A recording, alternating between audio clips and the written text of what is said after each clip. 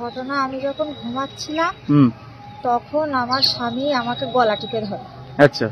গলা টিপে ধরার পরে কোনো রকম ভাবে আমি ছাড়াতে পারি না। গলা টিপে ধরার পরে তারপরে আমার নাক কামড়ে দেয়, নাক কামড়ে নিজের মুখে নিয়ে নেয় নাকের এই ডগাটা।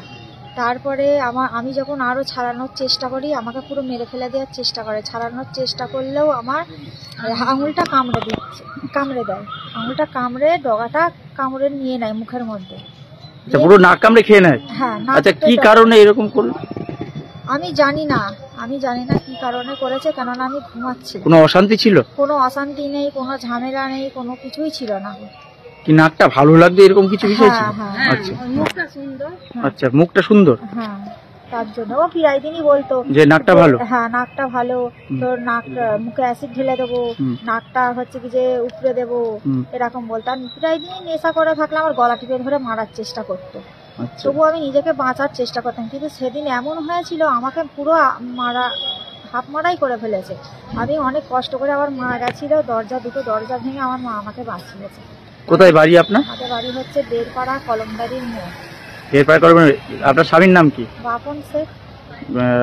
অভিযোগ জানিয়েছিলেন?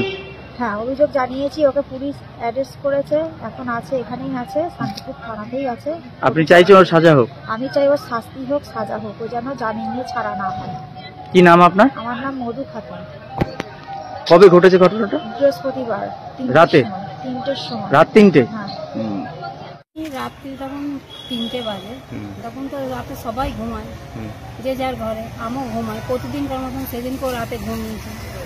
এবার রাত্রি আবার ঘুম ভেঙে গেছে, ঘুম ভেঙে আমি আবার ঘুম ভেঙে আবার মানুষ ঘুমায়, বাইরে থেকে এসে ঘুমাতে যায়।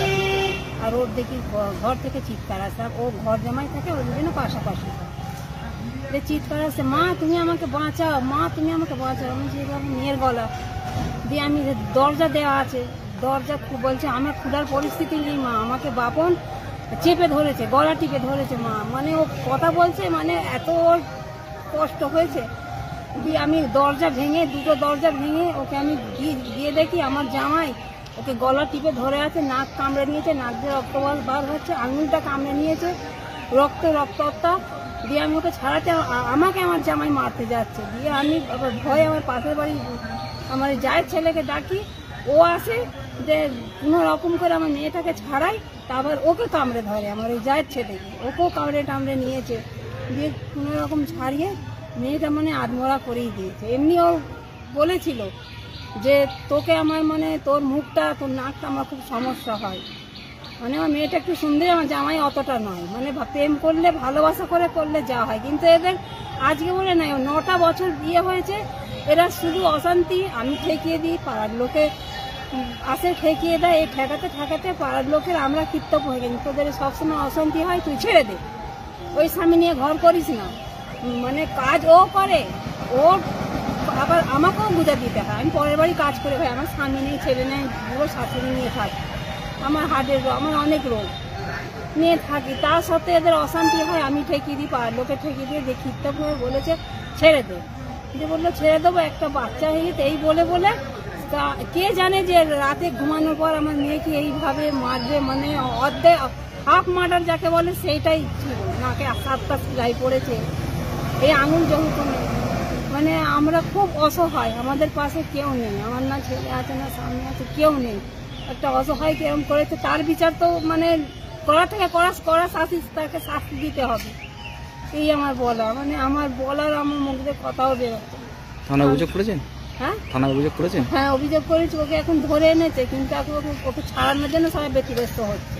মানে ওর মা, ওর বোনরা এমন ক্রিটিক্যাল, ওরা মানে ওরা এত ঝগড়া করতে পারে, এত বানাতে পারে, মা বোন ওরা, মানে ওদের মানে ধারণা নেই। ওর ননদ কতবার ওকে মেরেছে, মা ও মানে শাশুড়ি ওকে মেরেছে, তাও আমরা বলেছি ঘর কর। আমরা জানতে পারিনি যে ও মানে এরকম হবে, মানে কোনো কেউ চায় না যে একটা সংসার ভাঙে। সেই হিসেবে ওকে এতদিন বলেছি ঘর কর, সেই হিসেবে করে। তার মধ্যে আমার মেয়েকে যে সেদিনকে ওইভাবে করবে, যদি জানা থাকতো আমি কবে ছাড়িয়ে নিতাম। কি নাম জামাইয়ের? জামাইয়ের বাপন শেখ। বাড়ি গোপালপুর মেডিটেশন। আপনার নাম? আমার নাম রোশনা বেগম। আপনার বাড়ি?